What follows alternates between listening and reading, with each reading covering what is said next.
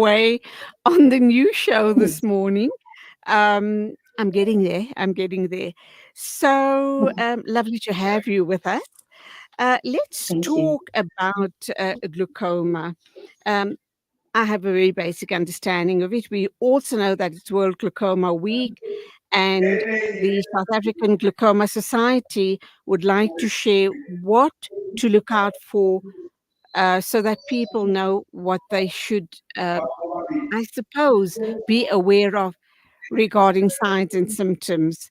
We also know that it is a group of eye conditions that damage the optic nerve. Does that then suggest, Dr. Mate, that if you suffer from glaucoma, that there's a possibility that you will lose your eyesight eventually? A very strong possibility, yes, Julie. Mm. The challenge with it is it causes an irreversible loss in sight. Once you have the kind of damage, and if it's long-standing, the connection between the eye and the brain are lost because that cable, which is the optic nerve, no longer sends that information that we appreciate as vision. And so once you have that disruption, unfortunately, there's no way of reversing that damage. Why do people suffer from glaucoma? Is it age related? Is it because they've had other problems with their eyes?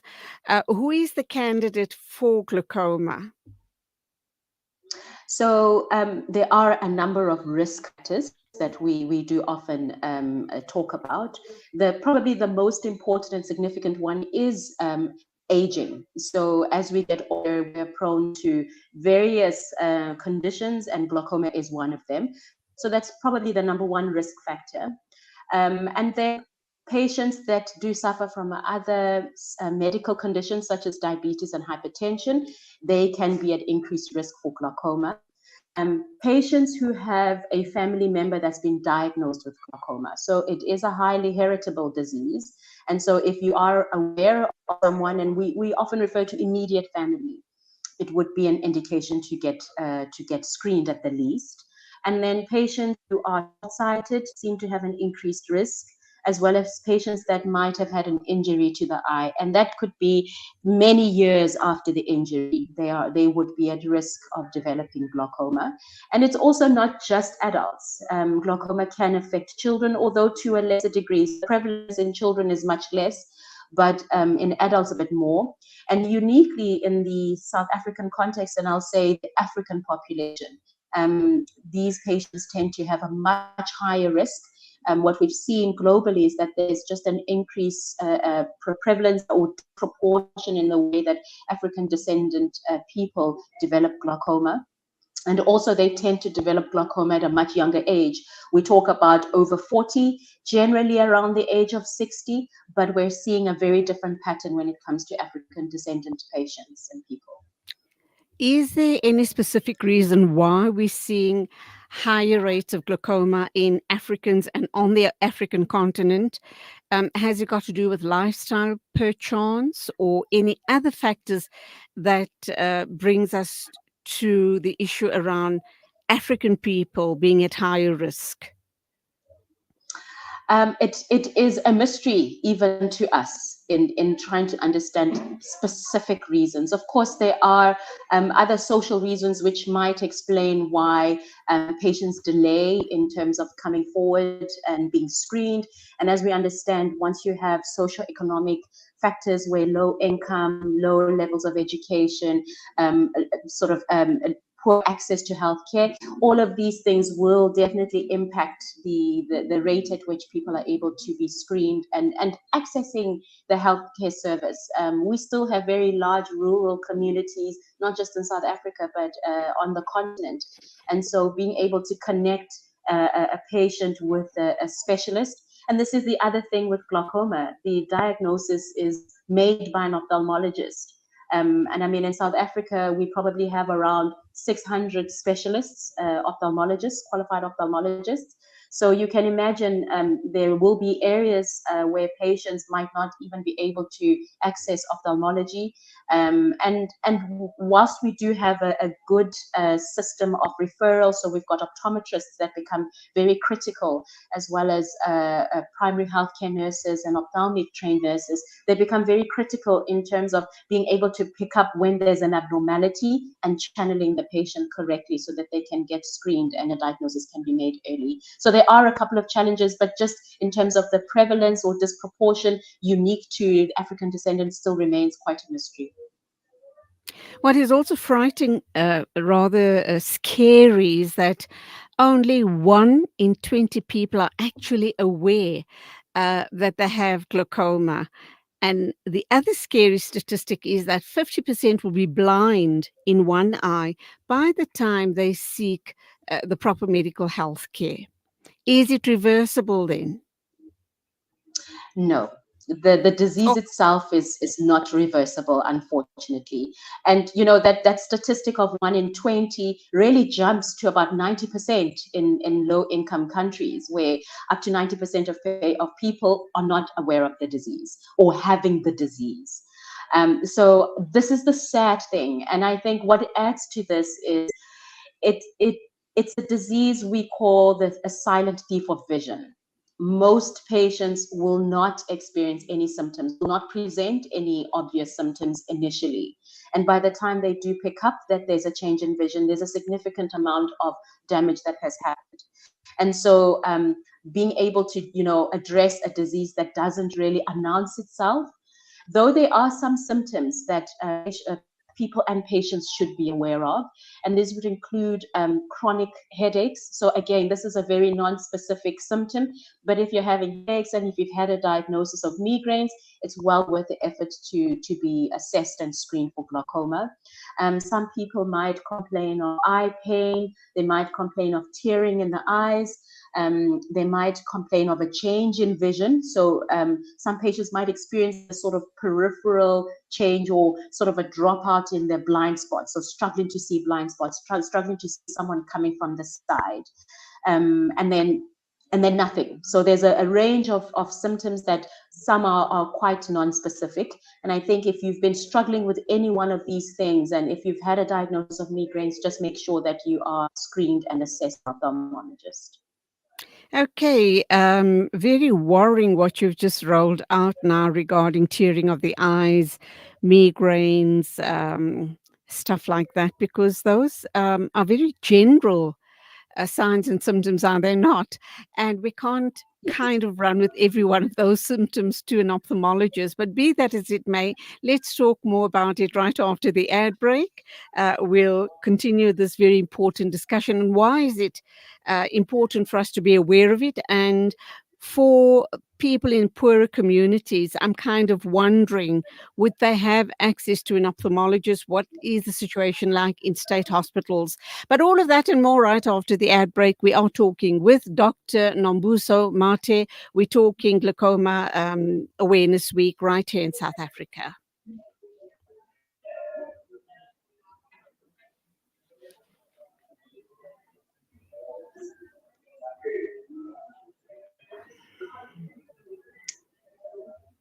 Salaamedia, your spiritual companion this Ramadan. Shimmer, sparkle, captivate. Nothing less than a masterpiece. Droplets of gold inspires precious design. Platinum bursts with intricate freshness. And every pure diamond becomes more than just a girl's best friend. Voda Gold Gem Jewelers, where timeless dreams become a reality. Come to us. We tailor-make designer gold, platinum, and diamond jewelry. Trade in or remodel your old gold. Clad yourself with classy name-branded watches. We offer insurance valuation and free zakat calculation. Visit us at 534 Ridge Road, Overport, or call 031 208 9142. Voda Gold Gem Jewelers, manufacturers of fine gold and diamond jewelry. Freedom Stationery supply Marlin and Marlin Kids pens to me and my school friends. They supply just about everything we need to help us get a better education, from books to files to rulers. In fact, any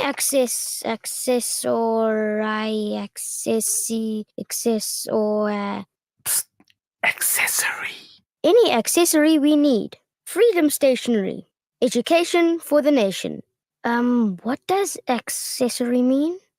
With so many investment options today, it's only natural that you might feel a little confused which route to take. Should I buy shares or should I invest in gold bullion? Randery Jewelers now brings you the Zahab coin, an alternative to the Kruger Rand. The Zahab coin, a solid wealth protector in its purest form of 24-karat gold, is the safest way to protect your wealth. So don't just sit there and watch your paper money depreciate. Change to gold. Call Randery Jewelers now at 031 202 4701 or visit www.rjcoin.co.za, situated at 151 Essenwood Road, Musgrave, Durban. Randery Jewelers, the family name you can trust. Abu Huraira narrated that he heard the Prophet Muhammad, may the peace and blessings of Allah be upon him, say, "In black seed there is a healing for every disease except death." This Ramadan, experience the health benefits of this ancient blessed seed by using the Tib Black Seed range. Black seed assists the body to boost immunity, regulate blood sugar levels, reduce inflammation, and act as a potent antioxidant. Experience a holistic approach to health by introducing the Tib Black Seed range into your Ramadan routine. Available in capsules, pure cold-pressed oil, and a vapor rub.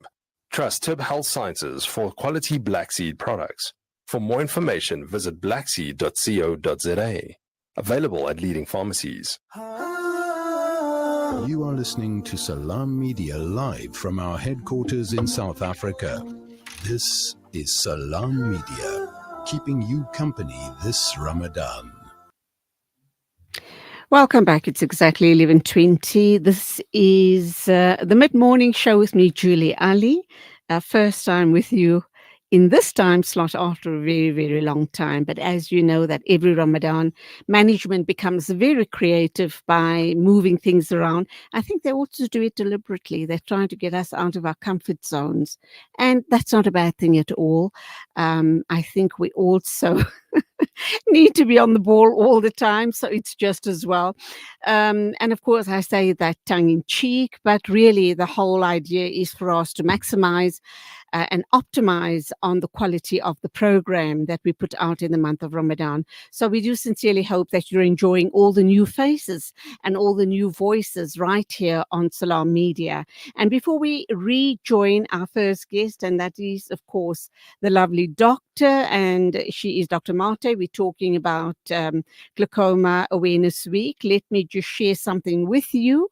Emergivac, I think that's how it's pronounced, Emergivac Sharia, South Africa's first and only fully Sharia compliant family medical takaful and wellness product, wishes all listeners Ramadan Kareem. Download the Emergivac app today and get free immediate access to the Emergivac Sharia collection of du'as, hadith, Quran, and much more. And we move along, 11:22. It is the mid-morning talk show with me, Julie Alli, and my first guest, who is, of course, Dr. Nombuso Mathe. She is the Vice President of the South African Glaucoma Society. Welcome back, Doctor. Why Thank you. your interest? Why, I know you're an ophthalmologist, but your interest in glaucoma, and also congratulations on being the Vice President of an amazing society that you're heading up. So I probably one of a handful of glaucoma specialists in the country. And glaucoma has been sort of typically a generalist managed disease, meaning most ophthalmologists will be able to take care of a patient with glaucoma. The difference with me is that I took some time and lived in the United Kingdom to really hone in on this subspecialty, because I recognized when I was still in my training as a specialist that we can't really be looking at it fully. The picture's not full. and I just didn't know how to fill the gaps that I was experiencing. And I do have a family history, a very strong family history of glaucoma myself. My own father had glaucoma, and a number of members in my family. So it just seemed as though, the kind of devastation that this disease can cause, and there's such little information and knowledge, and of course the skill to be able to really make sure that a patient is looked after well and properly. And there's a lot of change, technology advancements. There's a lot that is happening in the space of glaucoma, which is very positive for patients that do suffer from glaucoma. So, and then also coming back into the academic space, I am the head of department at the University of KwaZulu-Natal Ophthalmology department, and just being able to bring back that skill into the country, into state, so that I can raise up more glaucoma specialists and people don't have to travel outside of the country to be able to gain that specialty. So it is really a fascinating and ill understood disease. And of course, as an African with a strong family history, and still understanding that no matter where you go in the world, no one fully understands why Africans are so disproportionately affected. The global prevalence is estimated to be around 3.4%, but for African descendants, we're looking closer to 8 or 9%.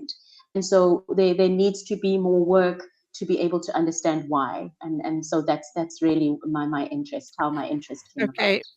So we hope you're going to get involved in all of that research work going forward. And hopefully Yes. someday in a couple of years' time, I could talk to you about your research findings. Please, God, make it happen. That would be great. If That would be great.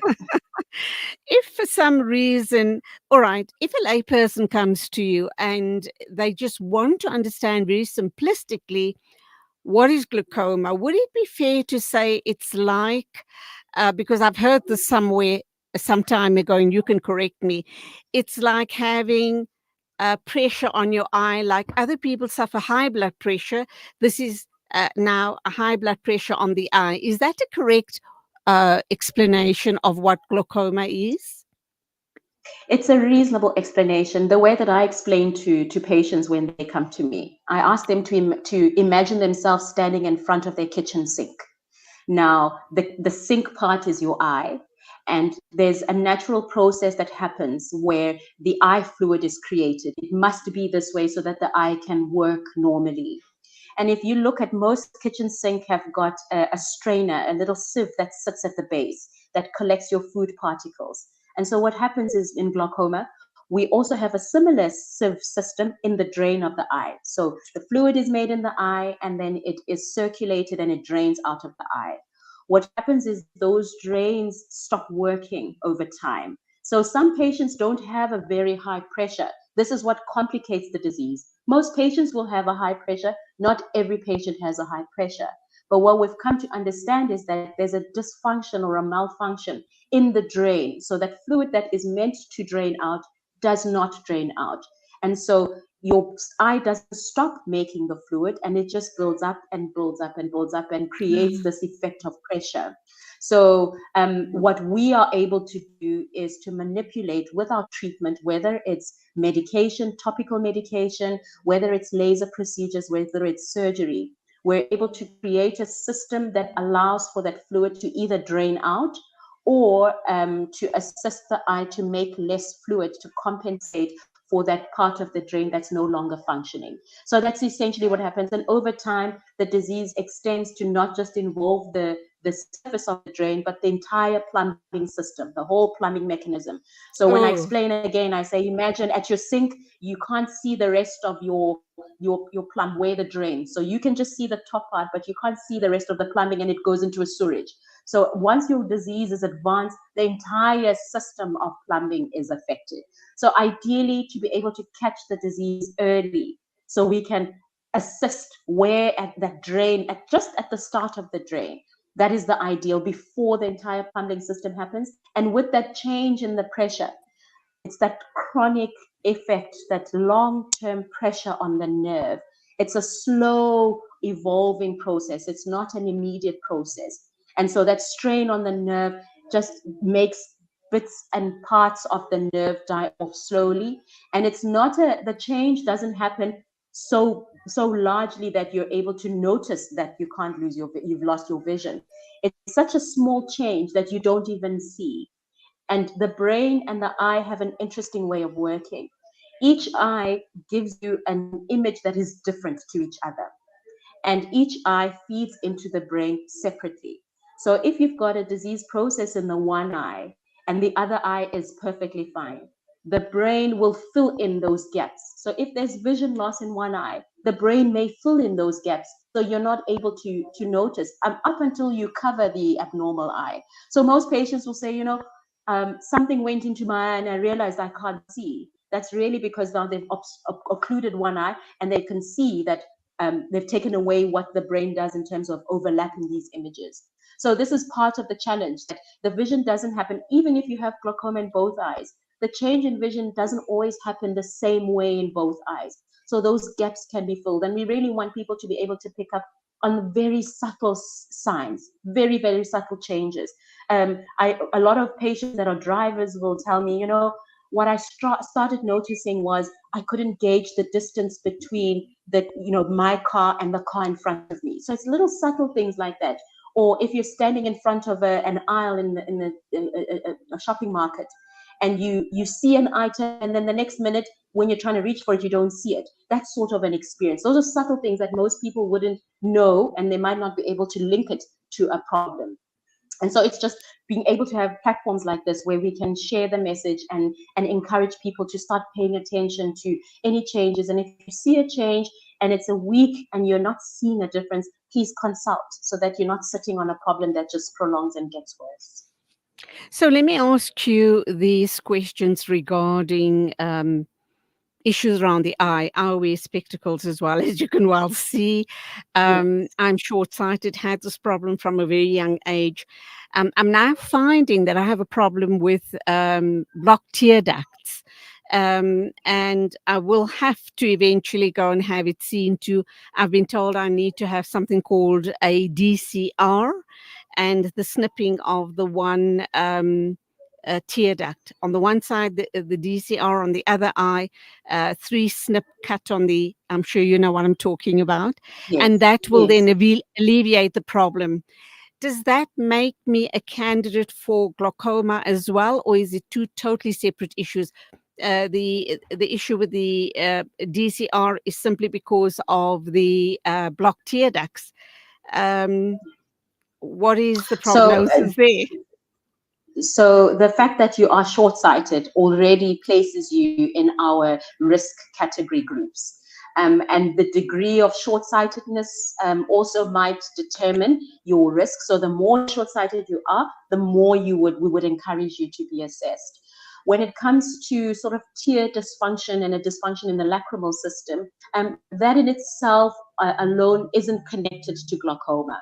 But obviously, and I mentioned earlier that a person can experience tearing of the eyes, you're not going to be able to discern whether it's a tearing from a duct or a punctum problem or tearing from a high pressure in the eye problem.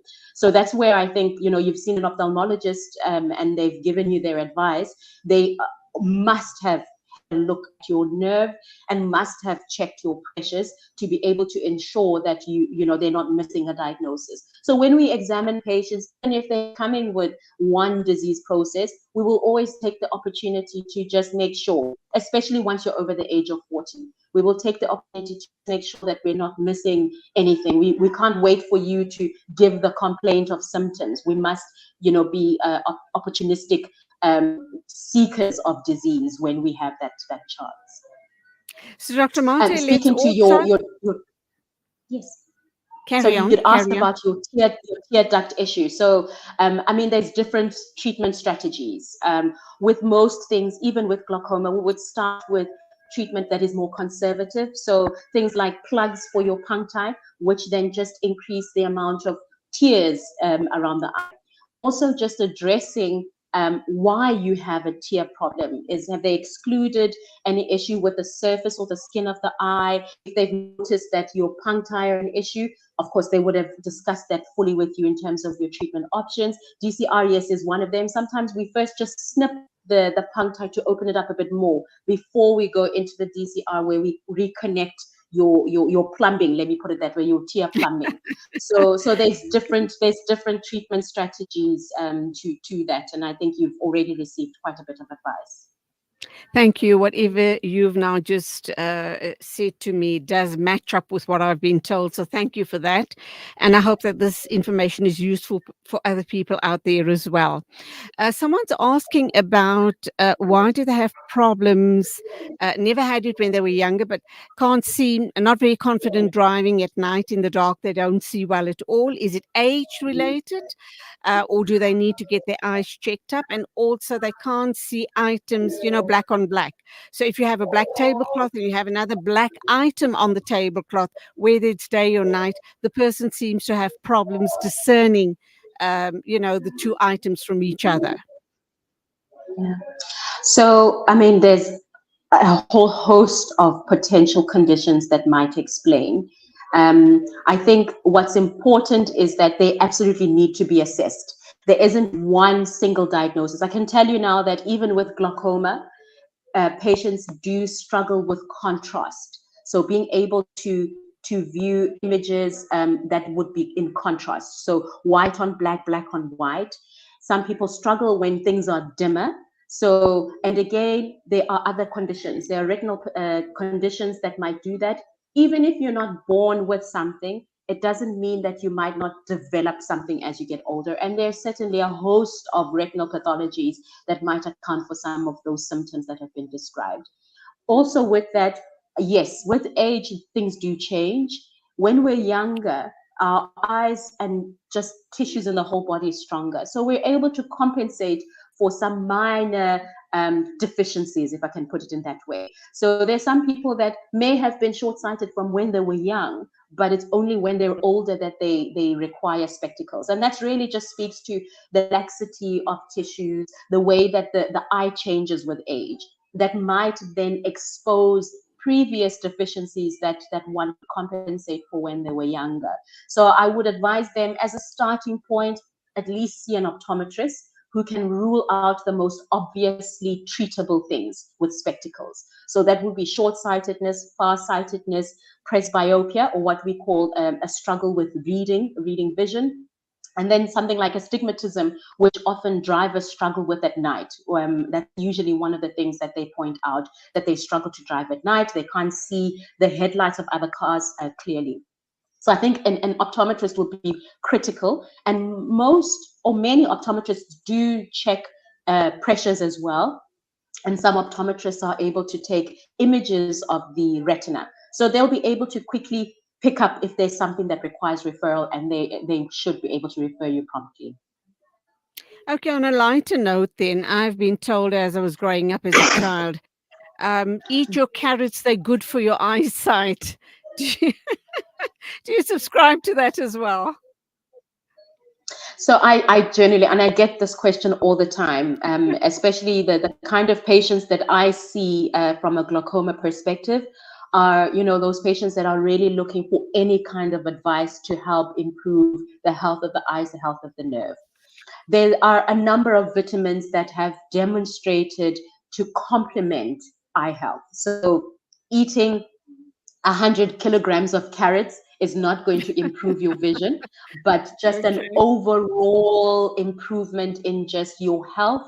So watching what you eat, exercise, especially in glaucoma patients. I find once we get to that point where the disease is so advanced and we're trying to find strategies to just help create a better environment for the nerve, the little things add up. So exercise, and I advise my patients, even if you're just walking 3 times a week for 30 minutes, that is something.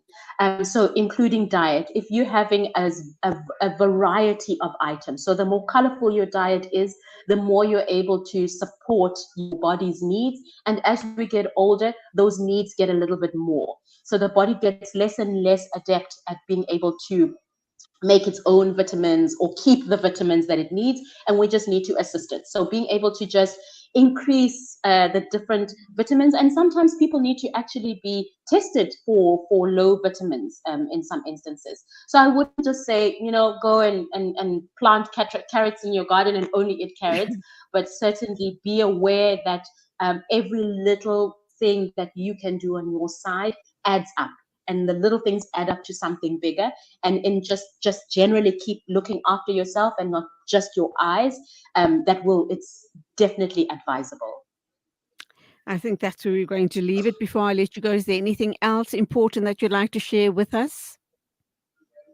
I think, our optometrists play a very critical role. And I think they are generally where most patients would, have a first contact. And I encourage people to do exactly that. See your optometrist. When you are going and you are, you've heard that there's a family member with glaucoma, raise these things, because the more information that we have, the more we can channel you correctly, and the more the optometrist can channel you to an ophthalmologist. And then just look after your eyes. Take heed of symptoms, any changes, things that are not coming right. Don't sit on it.